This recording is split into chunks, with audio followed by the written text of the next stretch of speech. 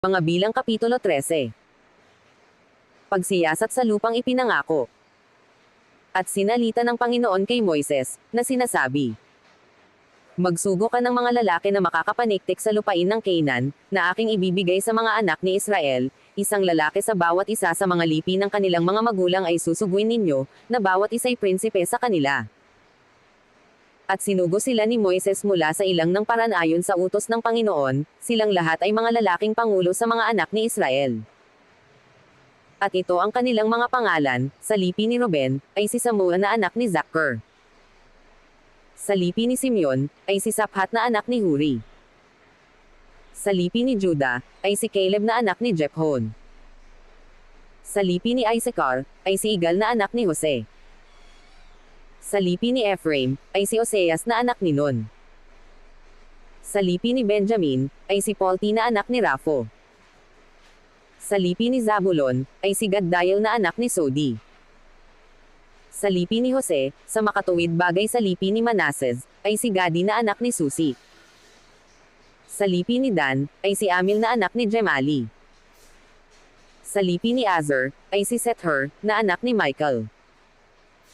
Sa lipi ni Neftali, ay si Nahabi na anak ni Vapsi. Sa lipi ni Gad, ay si Goel na anak ni Maki. Ito ang mga pangalan ng mga lalaki na sinugo ni Moises upang tiktikan ang lupain, at tinawag ni Moises na Josue ang anak ni Nun na si Oseas. At sinugo sila ni Moises upang tiktikan ang lupain ng Canaan, at sinabi sa kanila, samaampo kayo rito sa dakong timugan at umakyat kayo sa mga bundok. At tingnan ninyo ang lupain, kung ano, at ang bayan na tumatahan doon, kung sila'y malakas o mahina, kung sila'y kaunti o marami. At kung ano ang lupain na kanilang tinatahanan, kung mabuti o masama, at kung ano ang mga bayan na kanilang tinatahanan, kung sa mga kampamento, o sa mga nakukutaan.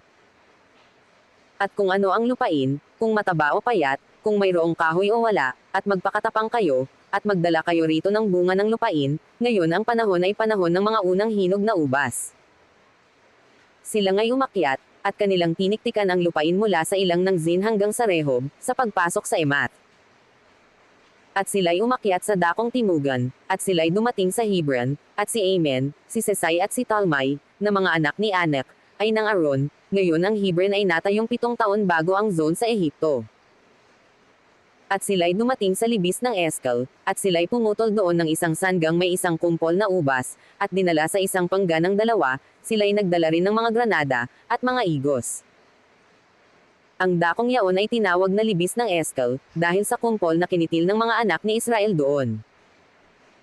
At sila'y nagbalik pagkatiktik sa lupain, sa katapusan ng 4 na pang-araw. At sila'y nagsiyaon at nagsiparon kay Moises, at kay Aaron at sa buong kapisanan ng mga anak ni Israel, sa ilang ng paran, sa Cades, at kanilang binigyang sagot sila, at ang buong kapisanan, at kanilang ipinakita sa kanila ang bunga ng lupain. At kanilang isinaysay sa kanya, at sinabi, kami ay dumating sa lupaing yaong pinaparunan mo sa amin, at tunay na binubukalan ng gatas at pulot, at ito ang bunga ni yaon. Gayon man ang bayan na tumitira sa lupaing yaon ay malakas, at ang mga bayan ay nakukutaan, at napakalalaki, at saka aming nakita ang mga anak ni Anak doon.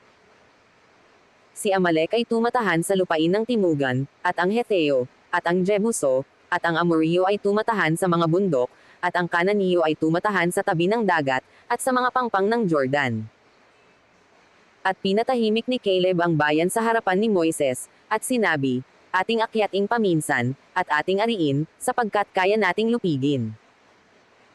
Ngunit sinabi ng mga lalaking nagsiakyat na kasama niya, hindi tayo makaakyat laban sa bayan, sapagkat sila'y malakas kaysa atin.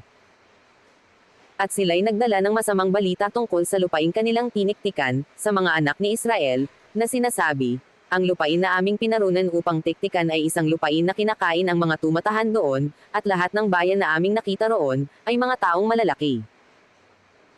At do'y aming nakita ang mga Nephilim, ang mga anak ni Anak, na mula sa mga Nephilim, at kami sa aming sariling paningin ay naging parang mga balang, at gayon din kami sa kanilang paningin.